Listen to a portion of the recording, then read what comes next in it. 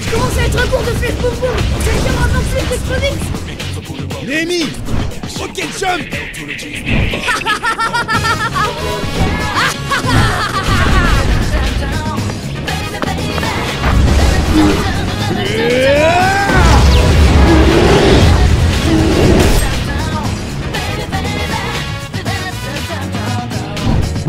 Wow, c'est moi qui l'ai buté, hein. C'est moi qui le fouille en premier. Du coup, avec ton dé de 20, fais-moi un jet de fouille. Ok.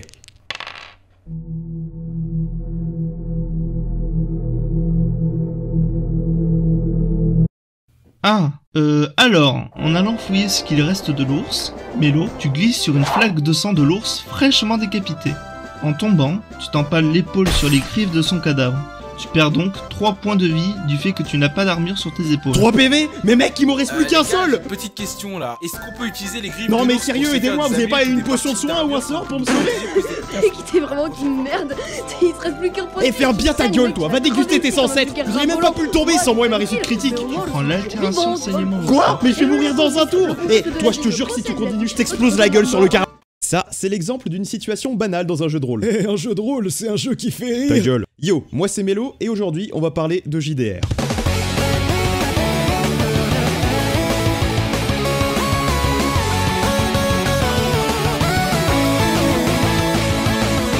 Les JDR c'est fun, tu te Mec, retrouves... ça fait 4 ans, t'as pas posté de vidéo, qu'est-ce que t'as foutu? Ah ouais, désolé. En fait c'est à cause du fond blanc. De quoi tu parles? Comme il y a plein d'animateurs sur YouTube maintenant et qu'on se partageait tous le même fond blanc, fallait à chaque fois faire la queue pour tourner une vidéo. Et c'était long, très très long. Au bout d'un moment j'en ai eu marre donc j'ai décidé de changer de décor. J'espère qu'il vous plaît d'ailleurs. Bon, blague à part, j'expliquerai pourquoi j'ai mis tant de temps en fin de vidéo. Voilà, on peut reprendre. Les JDR c'est fun, tu te retrouves avec tes potes, tu te poses avec des chips, des bières et du coca, tu mets un peu de musique et vous êtes parti pour des heures de débat et d'action débile pour essayer de finir le scénario du maître du jeu. Je connaissais le principe depuis le collège parce que des amis organisaient ça chez eux, sans moi. En vrai c'est parce que j'habitais vraiment trop loin, donc même moi ça m'aurait fait chier d'y aller à chaque fois, vous inquiétez pas. Donc je m'y suis jamais vraiment intéressé jusqu'à ma première année de fac. J'habitais à Montpellier à l'époque et je m'étais fait 2 amis qui étaient en filière cinéma. Toutes les 2 semaines on se retrouvait chez l'un des deux pour faire des grosses journées Warhammer, et c'était trop bien. On a vécu plein d'aventures, moi par exemple avec mon demi-elfe quand j'ai roll une réussite critique sur mon jet d'agi alors qu'on était encerclés par des dizaines de c'est peut-être un peu obscur pour certains, alors pour que tout le monde comprenne, je vais expliquer vite fait comment ça marche. Le principe il est pas très compliqué à comprendre. En gros vous êtes minimum 3 autour d'une table, 4, 5 ou 6 c'est mieux. Parmi vous il y a un maître du jeu qu'on va appeler MJ pendant le reste de la vidéo. Le MJ, ça va, t'arrives à suivre? Le MJ il a préparé une histoire et le but pour les autres joueurs c'est de finir son scénario. Pour ça vous avez des personnages que vous allez devoir créer ou pas, avec des stats, PV, force, magie, agilité, intelligence, etc. Et le MJ va au fur et à mesure vous demander de lancer des dés pour valider des tests. Exemple concret, j'ai créé un personnage, c'est un chevalier, il s'appelle Gontran. En sortant de son village natal, Gontran tombe sur un gobelin qui lui barre la route. J'ai de la chance, Gontran est taillé comme Dwayne Johnson, donc il a une stat de force à 70. C'est beaucoup. Gontran, il aime pas trop ce qui est moche ni ce qui est vert, et il décide de mettre une grande patate de forain dans le nez du gobelin, comme tout chevalier civilisé. Le MJ me demande de faire un jet de force pour voir si Gontran réussit son attaque. Je jette un dé à 100 faces et je tombe sur un 45. Mon attaque réussit. Gontran défonce le gobelin et continue sa route. Si j'avais fait plus de 70, donc plus que la stat de force de Gontran, Gontran aurait loupé son attaque comme une grosse merde. T'es juste une grosse merde. Et puis t'es moche. Voilà, j'ai presque tout dit. Merci à Gontran pour ton exemple. J'espère que ta nouvelle aventure se passera bien, poteau.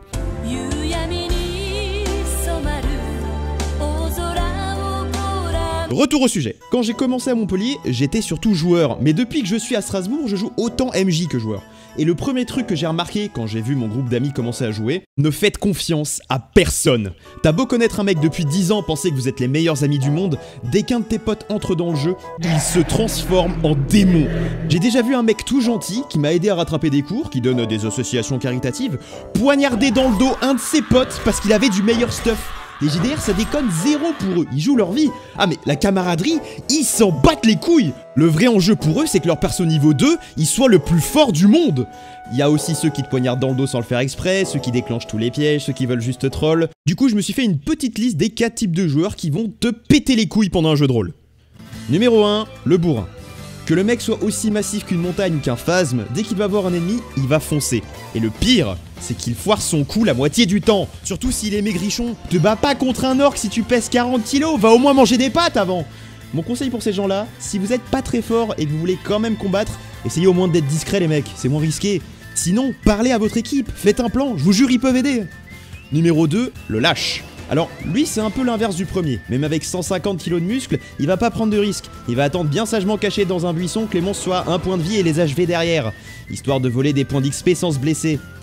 Si vous avez peur de prendre trop de dégâts, allez taper un ennemi accompagné de quelqu'un. C'est plus safe, vous finirez le combat plus vite et vous serez utile à l'équipe au moins.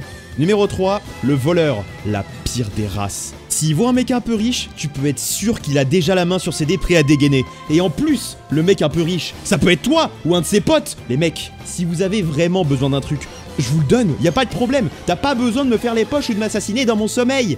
En plus, si tu rates ton jet, tu sais que tu vas prendre des grosses patates derrière. Faites pas ça les mecs, c'est nul. En tout cas, pas tout le temps. En vrai, de temps en temps, ça peut être marrant. Numéro 4, le malchanceux. Bah alors, monsieur, pourquoi vous êtes nul? Bon, celui-là, c'est pas trop de sa faute. Il y a toujours un mec maudit de toute façon dans le JDR. Quelle que soit sa stat, il a 70% de chance de foirer son jet. Force à vous les frères, j'ai été ce mec-là aussi. Pouce bleu pour tous nos amis malchanceux. Bah essayez plusieurs dés, et si ça marche toujours pas, que le dieu des dés vous protège.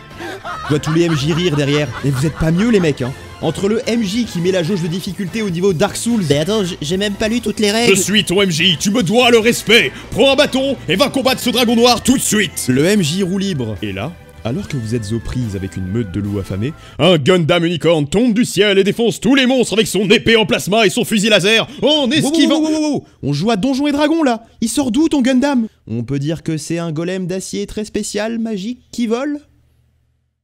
Ça passe? Et le MJ qui en a marre? Eh ben, vous rentrez dans une grotte et puis... et vous avez gagné, voilà, allez, bonne nuit. Bon, on a gagné. C'est cool. Vous avez pas le droit de vous moquer.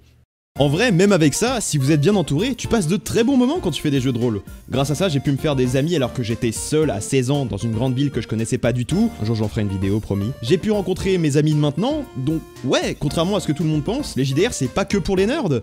Bon, je suis pas un bon exemple parce que j'ai l'impression d'en être un, mais dans mon groupe actuel, il y a des gens qui viennent d'un peu partout. Donc si vous avez toujours voulu vous lancer mais que vous avez jamais osé essayer, demandez à un ami qui s'y connaît de vous initier. Je vous garantis que vous allez vous amuser et vous serez pas déçus du voyage. Oh putain, la phrase de merde.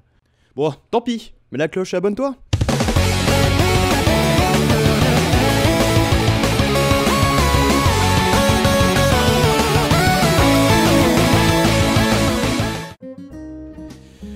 Merci à tous d'avoir regardé cette nouvelle vidéo, j'espère qu'elle vous a plu.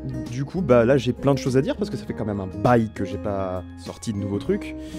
Oui, du coup, en ce qui concerne le retard de cette vidéo, en fait je voulais vous prévenir via l'onglet communauté, mais il se trouve que je suis pas assez famous et que je n'ai pas d'onglet communauté. Donc j'ai pas pu vous prévenir, je pouvais prévenir que les gens de Twitter. En fait le truc c'est que à cause de mes cours, j'ai pu travailler sur ma vidéo uniquement le week-end, alors qu'avant je pouvais travailler ça le soir quand je rentrais ou le matin, vous voyez. Et là je pouvais juste pas du tout, c'était impossible.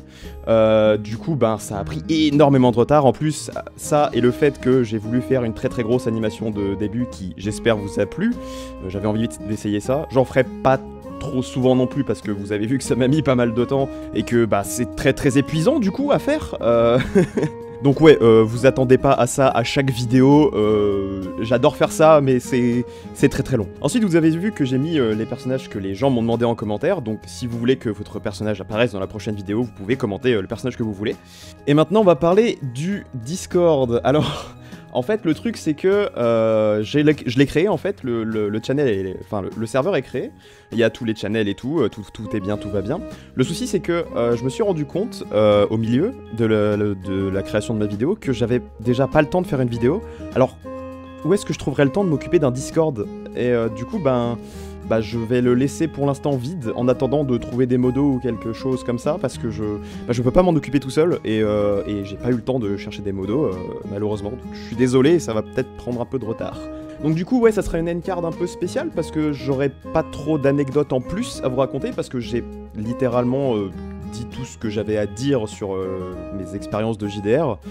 Tout ce qui était avant dans la vidéo c'est arrivé, donc du coup je crois que j'ai vraiment plus rien à... Ouais non j'ai plus rien à dire, donc ok.